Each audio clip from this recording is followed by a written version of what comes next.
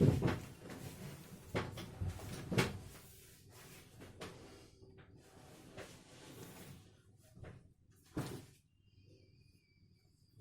my dear students of class 9A and 9B. You know, the Tughlaqs play an important role in the history of India during medieval age. The founder ruler of that very dynasty, Ghiyasuddin Tughlaq, established a strong empire with a view to present a good administration, gain the faith of the Indians, and extending his empire by defeating the other rulers courageously, bravely, and by establishing an image of an honest ruler. Ghiyasuddin Tughlaq became a famous ruler in Indian history. While extending few parts of his empire towards Bengal by defeating the ruler of Bengal beside the river Ganga, Ghiyasuddin Tughlaq, on his way back to Delhi, was killed. But how was he killed is mystery. One,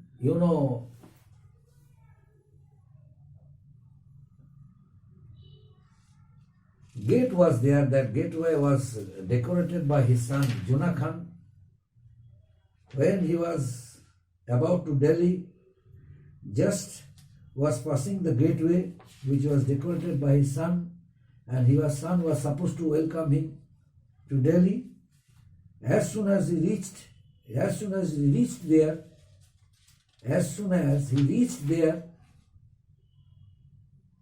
immediately that gateway, which was well decorated by his son Juna Khan, that gateway suddenly collapsed on him. And Ghiyasuddin Tughlaq died. Some historians believe that incident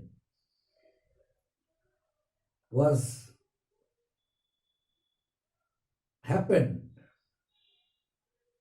due to his son Juna Khan. After the death of his father, Juna Khan assumed the title Muhammad bin Tughlaq and ascended the throne in the year 1325 CE. Now I am going to discuss about Muhammad bin Tughlaq, means Juna Khan. Juna Khan ascended the throne in the year 1325 CE by assuming the name Muhammad bin Tughlaq. According to some historians, Muhammad bin Tughlaq was one of the most controversial emperors in Indian history. And some historians said that Muhammad bin Tughlaq was the wisest fool in Indian history. Why? Because he has obtained he is considered as a mixture of opposites, sometimes wise, foolish king by some historians. And he was credited with a scientific and logical mind that questioned every day every idea. The idea, whatever he framed, gave him, failure, but not success.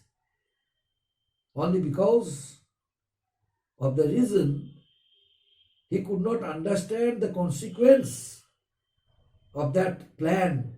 What plan he found out, what might be its consequence, he could not, he could not estimate it. He could not understand it. That's why he had to face, wrong consequences of those ideas he found out. That's why Muhammad bin Tughlaq is considered as a wise, foolish king. He was strong and, and extended his empire in some parts of India. But the main thing was there was no strategy, there was no technique, there was no correct method by which he could, extend his empire. Although he built up the largest empire ever in the history of the Sultanate, but he could not control the Mongols. And in order to save his empire from being attacked by the Mongols, he decided to make a plan. What plan? He decided to shift his capital from Delhi to Daulatabad. Why? Because Daulatabad was far away from Delhi and it was very hard work. He thought that it would be very hard work for the Mongols to raid Daulatabad. That's why he shifted his capital from Delhi to Daulatabad. But this proved to be a very expensive, disaster for the Sultan. So many people died, so many lives, had gone because of his wrong decision. As a Sultan, he ordered all the countrymen to shift their, to shift themselves from Delhi to Daulatabad also. So they were bound to go. Naturally, they had to sacrifice their lives only because of the wrong decision of Muhammad bin Tughlaq. Now, there are three disastrous policies Muhammad bin Tughlaq adopted. There are three policies Muhammad bin Tughlaq, adopted. These three policies are known as disastrous policies. Now, what are the three disastrous policies? Number one, imposing of taxes on Doab. Now, what is Doab? Doab is a region of fertile lands. Doab, all the fertile lands where peasants and farmers cultivated bulk quantities of crops. This region was in between Ganga and Doab. So that very fertile lands from where peasants and farmers produced crops and sold in the market, and they all, by selling their productive goods, their productive crops from their agricultural lands, they all became rich, prosperous, happy, and were leading a very steady life. Muhammad bin Tughlaq, after a few days acquaintance with his nobles, came to know from their sources that the peasants and farmers of Doab region, they all were very happy and leading a very happy life. Now why and how? Because they produced bulk quantities of crops from their lands. But the amount of taxes which were imposed on them were very less in compared to their production. So the amount should be increased since they are earning a lot of money. While they are earning a lot of money, then why should the emperor would be loser? That's why their taxes should be increased. So Muhammad bin Tughlaq suddenly increased taxes on Doab region. But the time when he increased the taxes on Doab region, the region was facing a severe famine. There was no crops due to crops failure, due to shortage of water, due to scorching rays of sun. All the peasants and farmers were unable to cultivate good crops. That's why they ignored to pay taxes on the treasury of Sultan. But the nobles tried to make Sultan understand with persuasive arguments that they were rich, prosperous, and they had huge money. So from their surplus capital, they could easily pay that amount of increased taxes. But they are saying, some excuses that this year, due to crops failure, due to scorching rays of sun, due to drought, they were unable to pay taxes. But it is not fair according to them.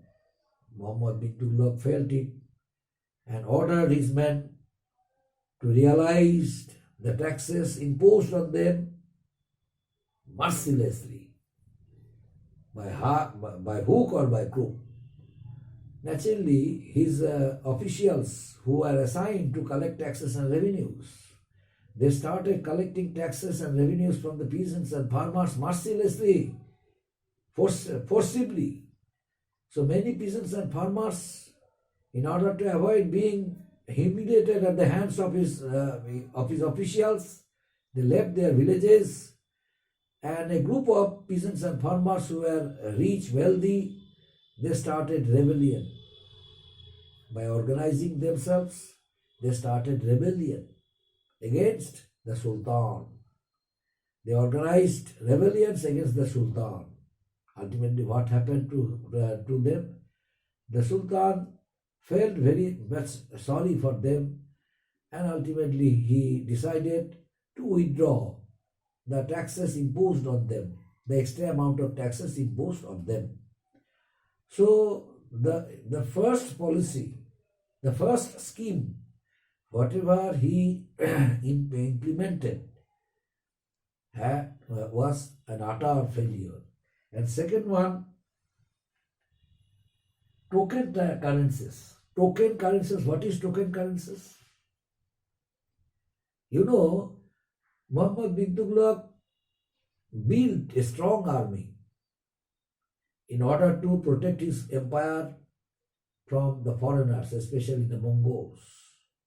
In order to protect his empire from being raided by the Mongols, Muhammad bin Tughlaq strengthened his military power.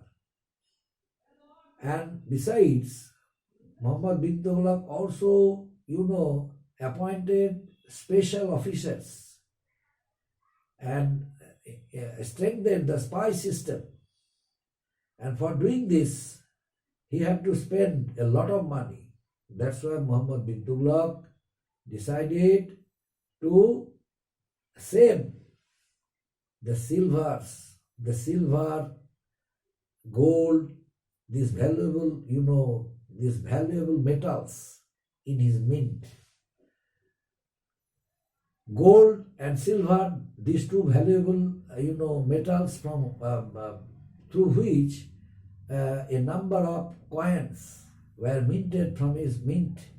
Muhammad bin Tughlaq stopped doing it. Instead of, gold and instead of silver, Muhammad bin Tughlaq started minting only copper coins. But introduction of copper coin had given him a very had given him unsuccess, had given him, failure, had given him, you know, uh, had given him no success.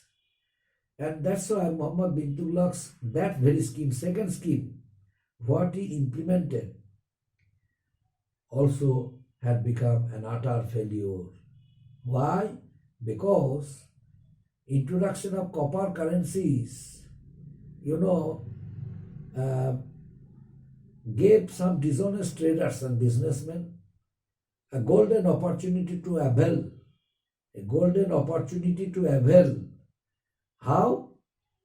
Dishonest businessmen and traders, they themselves started minting coins from their own stock, because copper, that metal, is not precious. Naturally, every person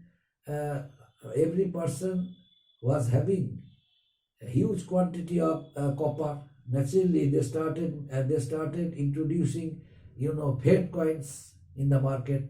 Naturally, those businessmen and traders who were continuing trade, who were continuing trading business with other one, they all almost would become, losers, because they could not differentiate between the original copper coin which was minted from the mint of Sultan, or the duplicate copper coin which were minted by dishonest traders and businessmen from their houses. By realizing the fact, Muhammad bin Tughlaq ordered his men to withdraw all the copper coins from the market. Naturally, it was also a great failure Muhammad bin Tughlaq had to face. Muhammad could not achieve success because of his wrong decision.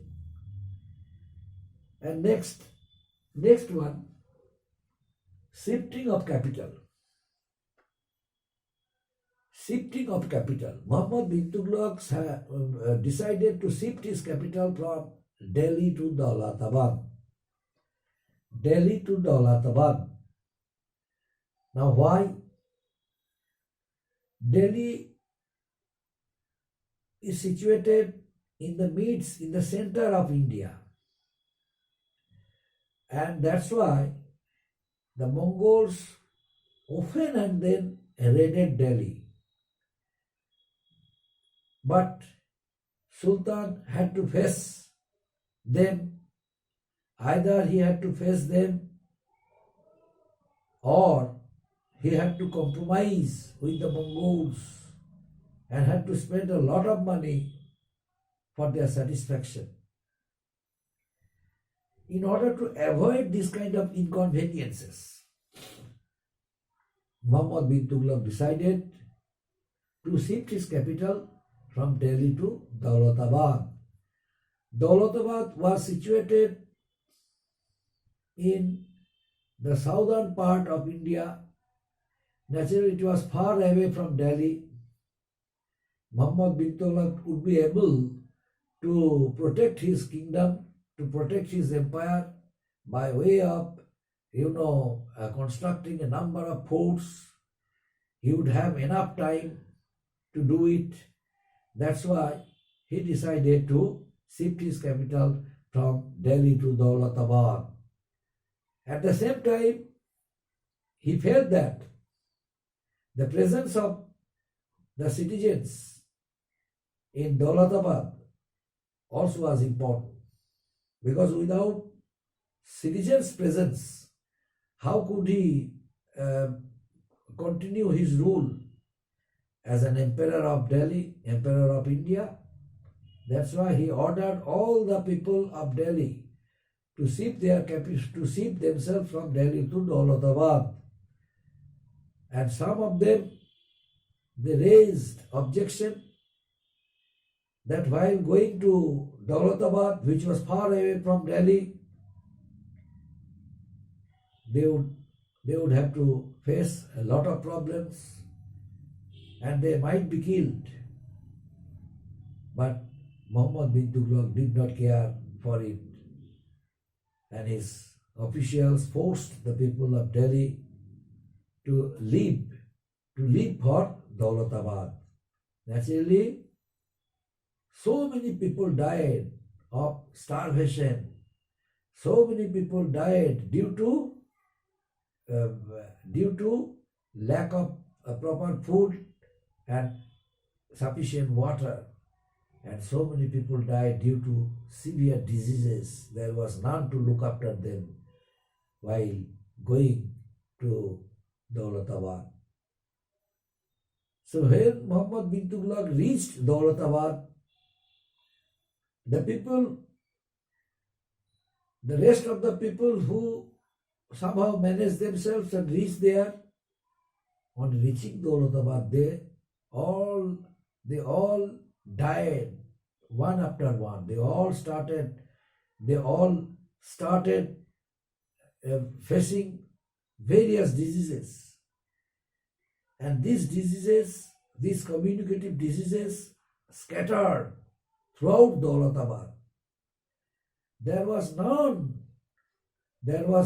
to help them, neither from the side of Sultan nor from the side of the rich and happy people who were leading a very steady life at Delhi.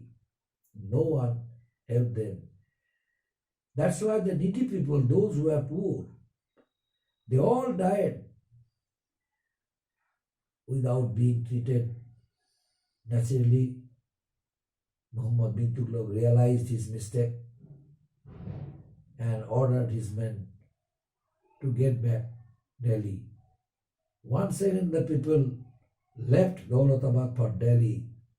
So by way of going and coming, millions of people died due to the wrong scheme implemented by Muhammad bin Tughlaq. So up to this, my dear students, thank you.